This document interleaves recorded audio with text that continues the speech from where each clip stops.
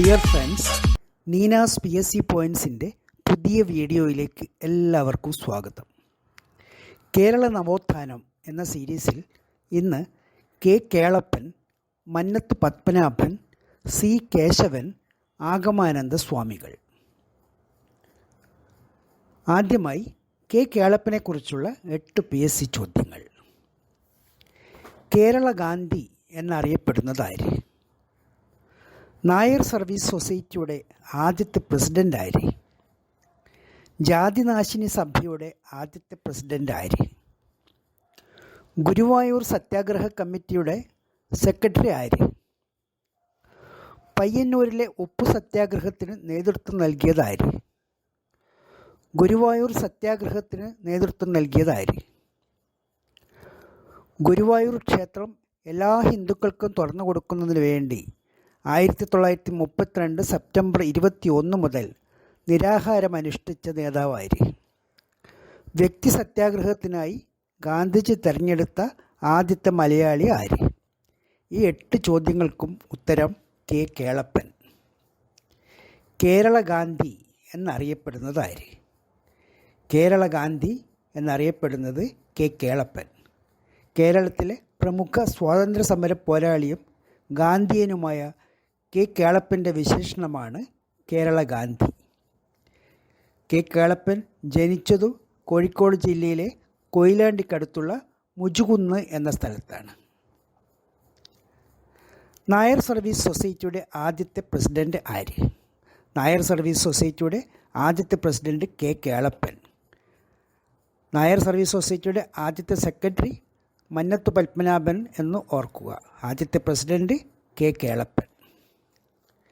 ജാതിനാശിനി സഭയുടെ ആദ്യത്തെ പ്രസിഡന്റ് ആരാണ്? ജാതിനാശിനി സഭയുടെ ആദ്യത്തെ പ്രസിഡന്റ് കെ കേളപ്പൻ. ആനന്ദതീർത്ഥൻ സ്ഥാപിച്ച ജാതിനാശിനി സഭയുടെ ആദ്യത്തെ പ്രസിഡന്റ് കെ കേളപ്പൻ.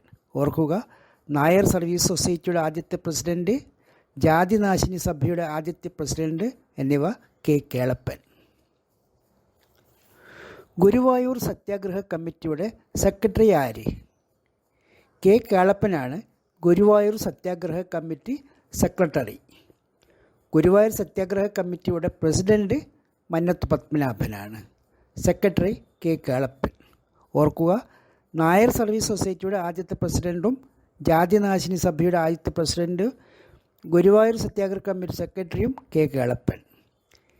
കേളപ്പൻ്റെ വിശേഷണ നാമം കേരള ഗാന്ധി. പയ്യന്നൂരിലെ ഉപ്പു സത്യാഗ്രഹത്തിന് നേതൃത്വം നൽകിയതാര്? കെ കേളപ്പൻ. കേരളത്തിലെ പ്രധാന ഉപ്പു സത്യാഗ്രഹ കേന്ദ്രമായ പയ്യന്നൂരിൽ ഉപ്പു സത്യാഗ്രഹത്തിന് നേതൃത്വം നൽകിയതോടെ കെ കേളപ്പൻ കേരള ഗാന്ധി എന്നറിയപ്പെട്ടു തുടങ്ങി. ഗുരുവായൂർ സത്യാഗ്രഹത്തിന് നേതൃത്വം നൽകിയതാര്? ഗുരുവായൂർ സത്യാഗ്രഹത്തിൻ്റെ നേതൃത്വം കെ കേളപ്പൻ. ഗുരുവായൂർ സത്യാഗ്രഹം നടന്നത് കേരള പ്രദേശ് കോൺഗ്രസ് കമ്മിറ്റി അഥവാ KPCCയുടെ ആഭിമുഖ്യത്തിലാണ്. ഗുരുവായൂർ സത്യാഗ്രഹം ആരുടെ ആഭിമുഖ്യത്തിലാണ് നടന്നത് എന്ന് ചോദിച്ചാൽ KPCCയുടെ ആഭിമുഖ്യത്തിൽ. വൈക്കം സത്യാഗ്രഹത്തിൻ്റെ ഐത്തോച്ചാടന കമ്മിറ്റിയുടെ സെക്രട്ടറിയും കെ കേളപ്പനായിരുന്നു. ഗുരുവായൂർ സത്യാഗ്രഹം, വൈക്കം സത്യാഗ്രഹത്തിൻ്റെ ഐത്തോച്ചാടന കമ്മിറ്റി എന്നിവയുടെ സെക്രട്ടറി കെ കേളപ്പൻ. ഗുരുവായൂർ ക്ഷേത്രം എല്ലാ ഹിന്ദുക്കൾക്കും തുറന്നു കൊടുക്കുന്നതിന് വേണ്ടി 1932 സെപ്റ്റംബർ 21 മുതൽ നിരാഹാരം അനുഷ്ഠിച്ച നേതാവാര്? ഗുരുവായൂർ സത്യാഗ്രഹവുമായി ബന്ധപ്പെട്ട് നിരാഹാരം അനുഷ്ഠിച്ച നേതാവ് കെ കേളപ്പൻ. 12 ദിവസത്തിന് ശേഷം ഒക്ടോബർ 2 കെ കേളപ്പൻ നിരാഹാര സമരം അവസാനിപ്പിച്ചു. നിരാഹാര സമരം അവസാനിപ്പിച്ചത് ആരുടെ നിർദ്ദേശപ്രകാരമാണ് എന്ന് PSC ചോദിച്ചിട്ടുണ്ട്. ഗാന്ധിജിയുടെ നിർദ്ദേശപ്രകാരമാണ് നിരാഹാരം കെ കേളപ്പൻ അവസാനിപ്പിച്ചത്. വ്യക്തി സത്യാഗ്രഹത്തിനായി ഗാന്ധിജി തിരഞ്ഞെടുത്ത ആദ്യത്തെ മലയാളി ആര്? വ്യക്തി സത്യാഗ്രഹത്തിനായി ഗാന്ധിജി തിരഞ്ഞെടുത്ത ആദ്യത്തെ മലയാളി കെ കേളപ്പൻ. വ്യക്തി സത്യാഗ്രഹത്തിനായി ഗാന്ധിജി തിരഞ്ഞെടുത്ത ആദ്യത്തെ ഇന്ത്യക്കാരൻ ആര് എന്ന് ചോദിച്ചാൽ വിനോബ ഭാവെ. ആദ്യത്തെ മലയാളി കെ കേളപ്പൻ. അടുത്തത് നായർ സർവീസ് സൊസൈറ്റി സ്ഥാപകനായ മന്നത്ത് പത്മനാഭൻ. മന്നത്ത് പത്മനാഭൻ്റെ ജന്മദേശം ഏത്? കോട്ടയം ജില്ലയിലെ ചങ്ങനാശ്ശേരി നഗരത്തിലുള്ള പെരുന്ന. മന്നത്ത് പത്മനാഭൻ്റെ ജന്മദേശം പെരുന്ന. മന്നത്ത് പത്മനാഭൻ സ്ഥാപിച്ച നായർ സർവീസ് സൊസൈറ്റിയുടെ ആസ്ഥാനവും പെരുന്നയാണ്. 1907 മന്നത്ത് പത്മനാഭൻ രൂപീകരിച്ച സംഘടന ഏത്?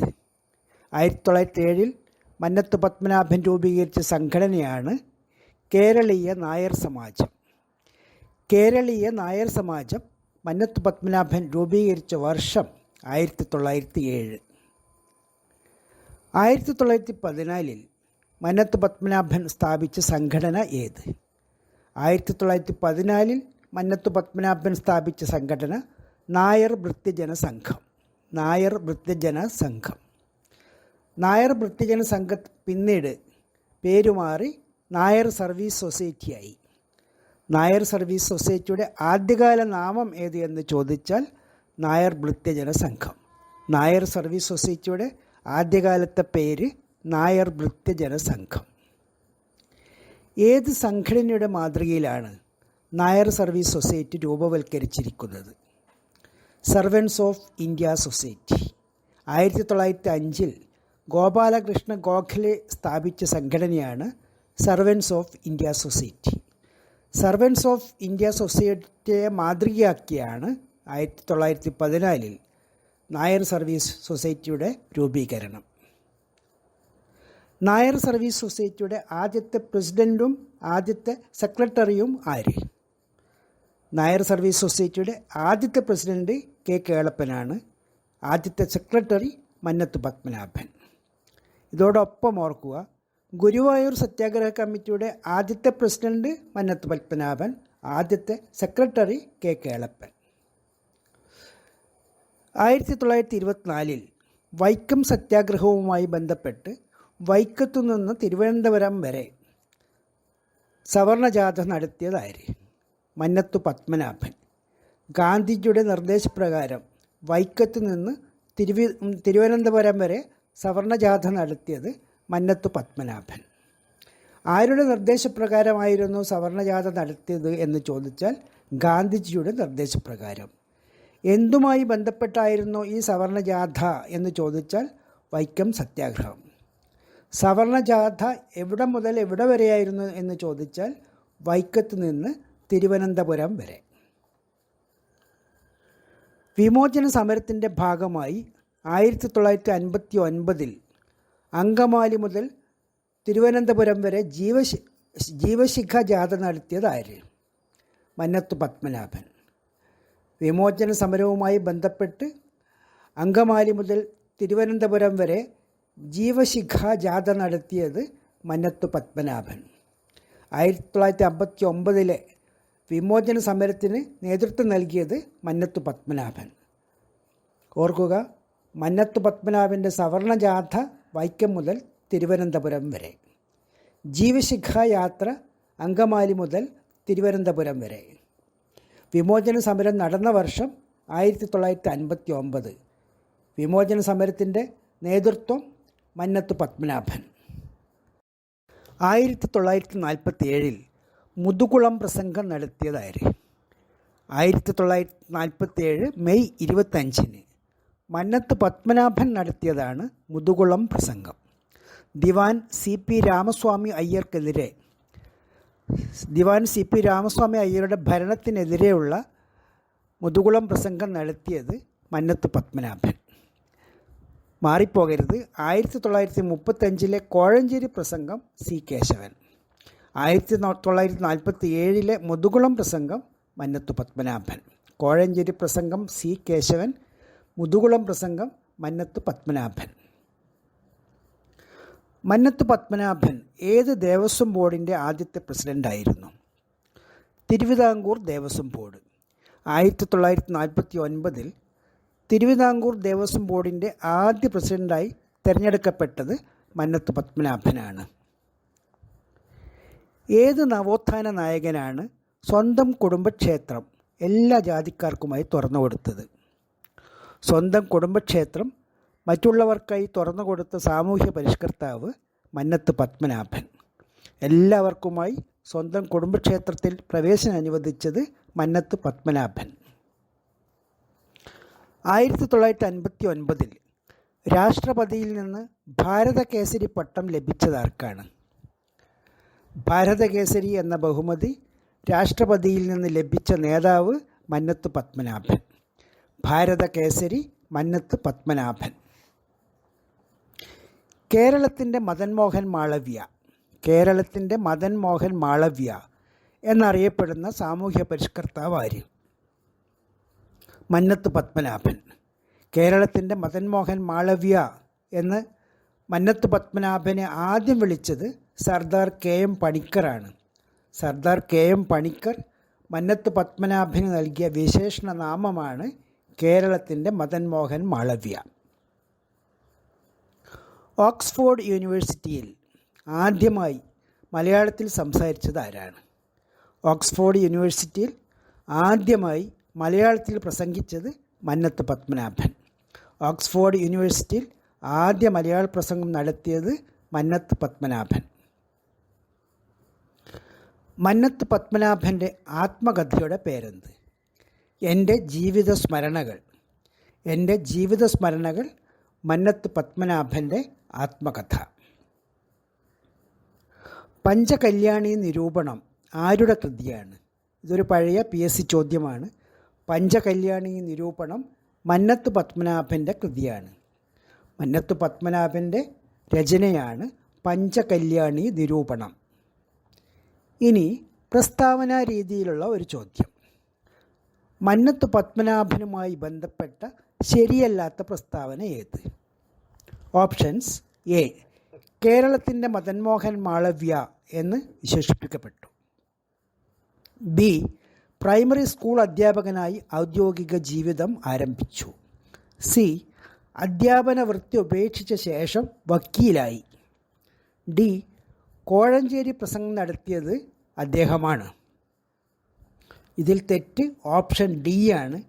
കോഴഞ്ചേരി പ്രസംഗം നടത്തിയത് C കേശവനാണ്. മുതുകുളം പ്രസംഗം നടത്തിയതാണ് മന്നത്ത് പത്മനാഭൻ. ബാക്കി 3 പ്രസ്താവനകളും ശരിയാണ്. കേരളത്തിൻ്റെ മദൻ മോഹൻ മാളവ്യ എന്ന് വിശേഷിപ്പിക്കപ്പെട്ടു. പ്രൈമറി സ്കൂൾ അധ്യാപകനായി ഔദ്യോഗിക ജീവിതം ആരംഭിച്ചു. അധ്യാപന വൃത്തി ഉപേക്ഷിച്ച ശേഷം വക്കീലായി. ഈ 3 പ്രസ്താവനകൾ ശരിയാണ്. കോഴഞ്ചേരി പ്രസംഗം നടത്തിയത് അദ്ദേഹമാണ് എന്ന പ്രസ്താവന തെറ്റാണ്. അടുത്ത നവോത്ഥാന നായകൻ തിരുകൊച്ചി സംസ്ഥാനത്തിൻ്റെ മുഖ്യമന്ത്രിയായിരുന്ന C കേശവൻ. C കേശവൻ്റെ ജന്മദേശം ഏത്? C കേശവൻ്റെ ജന്മദേശം കൊല്ലം ജില്ലയിലെ മയ്യനാട്. കൊല്ലം ജില്ലയിലെ മയ്യനാട്. കേരള കൗമുദി വാരികയായി പ്രസിദ്ധീകരണം തുടങ്ങിയ സ്ഥലവും കേരള കൗമുദി സ്ഥാപകൻ CV കുഞ്ഞിരാമൻ്റെ ജന്മനാടും മയ്യനാടാണ്. CV കുഞ്ഞിരാമൻ്റെ മകൾ വാസന്തിയാണ് C കേശവൻ്റെ ഭാര്യ. 1932 അബ്സ്റ്റൻഷൻ മൂവ്മെൻറ്റ് അഥവാ നിവർത്തന പ്രക്ഷോഭം. നിവർത്തന പ്രക്ഷോഭത്തിന് നേതൃത്വം നൽകിയത് ആര്? നിവർത്തന പ്രക്ഷോഭത്തിന് നേതൃത്വം നൽകിയ പ്രധാന നേതാവ് C കേശവൻ. നിവർത്തന പ്രക്ഷോഭത്തിന് നേതൃത്വം നൽകിയ മറ്റു പ്രമുഖ നേതാക്കൾ NV Joseph, TM Varghese, PK കുഞ്ഞ് എന്നിവർ. നിവർത്തന പ്രക്ഷോഭത്തിൻ്റെ പ്രധാന നേതാക്കൾ ആരൊക്കെയെന്ന് ചോദിച്ചാൽ C Keshavan, NV Joseph, TM Varghese, PK Kunju. C Keshavan നേതൃത്വം നൽകിയ സംയുക്ത രാഷ്ട്രീയ സമിതി എന്തുമായി ബന്ധപ്പെട്ടിരിക്കുന്നു? നിവർത്തന പ്രക്ഷോഭത്തിന് നേതൃത്വം നൽകാൻ വേണ്ടി ആരംഭിച്ച സംഘടനയാണ് സംയുക്ത രാഷ്ട്രീയ സമിതി. ഈഴവ, മുസ്ലിം, ക്രൈസ്തവ വിഭാഗങ്ങൾക്ക് മതിയായ പ്രാതിനിധ്യം ലഭിക്കാൻ 1932 ആരംഭിച്ചതാണ് നിവർത്തന പ്രക്ഷോഭം. നിവർത്തന പ്രക്ഷോഭവുമായി ബന്ധപ്പെട്ടുണ്ടാക്കിയ സംഘടനയാണ് സംയുക്ത രാഷ്ട്രീയ സമിതി.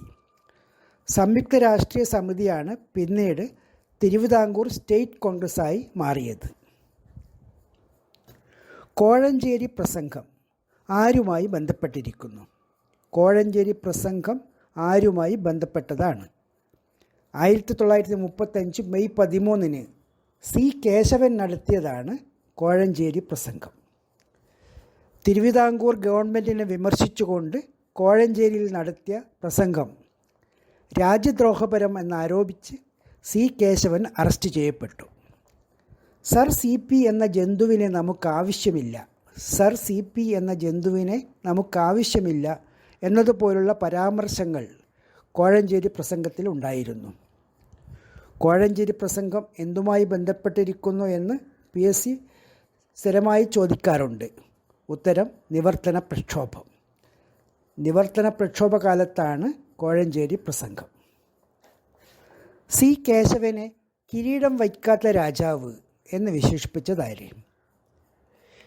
സി കേശവനെ കിരീടം വയ്ക്കാത്ത രാജാവ് എന്ന് വിശേഷിപ്പിച്ചത് മലയാള മനോരമ പത്രാധിപർ KC മാമൻ മാപ്പിള. കോഴഞ്ചേരി പ്രസംഗത്തിന് ശേഷം ജയിൽ മുക്തനായി വന്ന സി കേശവനെ കിരീടം വയ്ക്കാത്ത രാജാവ് എന്ന് വിശേഷിപ്പിച്ചത് KC മാമൻ മാപ്പിള. TM വർഗീസ് ആണ് കിരീടം വയ്ക്കാത്ത രാജാവ് എന്ന് സി കേശവനെ വിളിച്ചതെന്ന് മറ്റു ചില പുസ്തകങ്ങളിലും കാണുന്നുണ്ട്. സിംഹള സിംഹം എന്നറിയപ്പെടുന്ന നേതാവ് ആര്?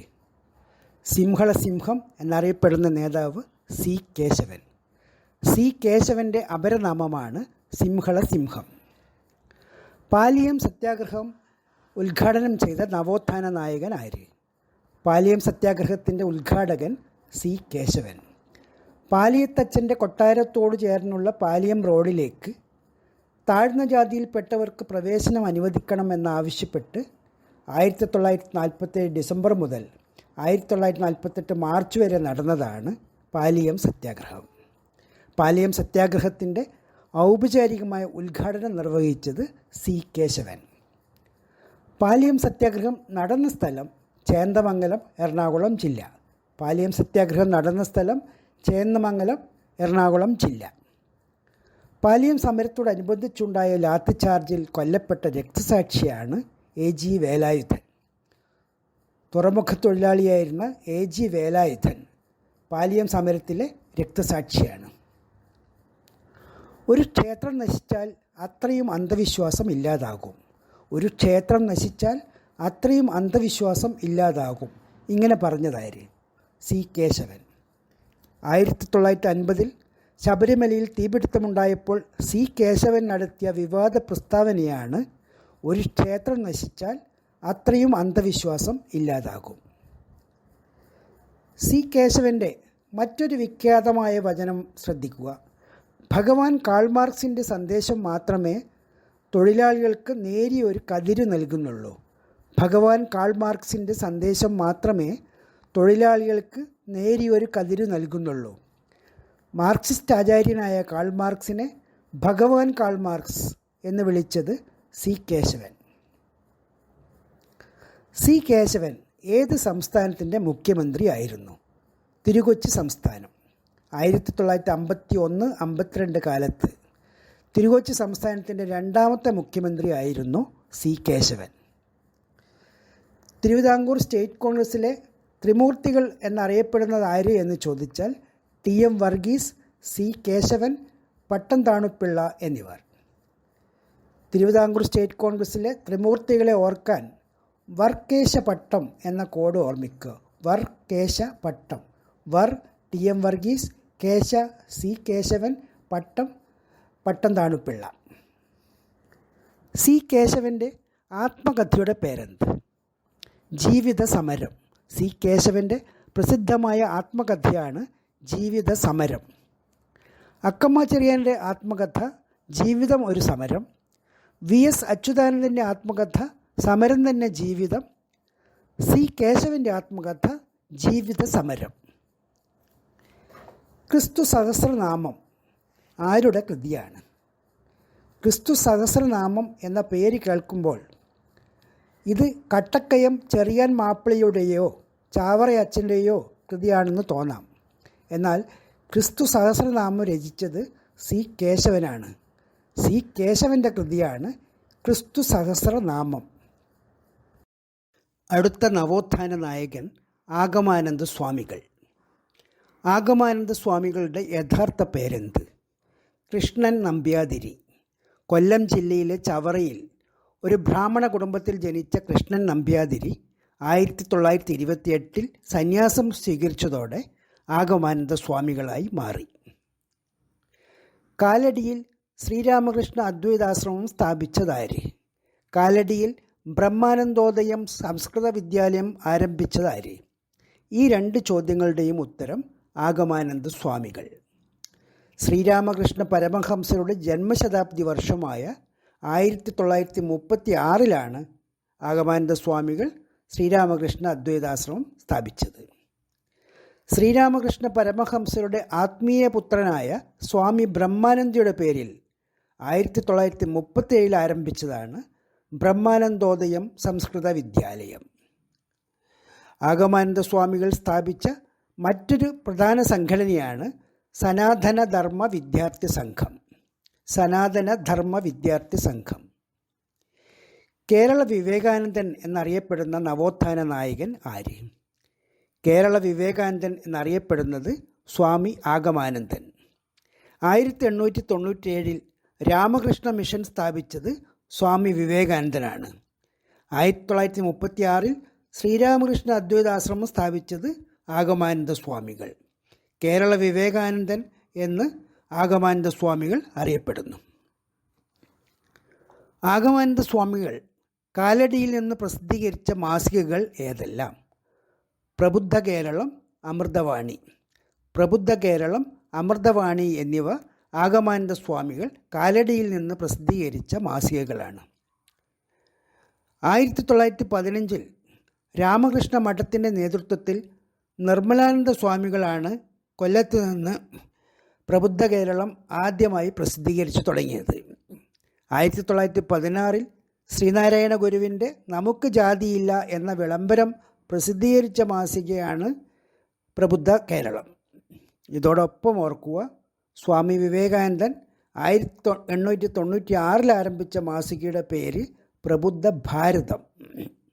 1949 ആഗമാനന്ദ സ്വാമികൾ അമൃതവാണി മാസിക പ്രബുദ്ധ കേരളത്തിൽ ലയിപ്പിച്ചു. അതിനുശേഷം പ്രബുദ്ധ കേരളം കാലടിയിൽ നിന്ന് പ്രസിദ്ധീകരിച്ചു തുടങ്ങി. 1961 അദ്ദേഹത്തിൻ്റെ സമാധി വരെ കാലടിയിൽ നിന്ന് പ്രബുദ്ധ കേരളം പ്രസിദ്ധീകരിച്ചത് ആഗമാനന്ദ സ്വാമികൾ.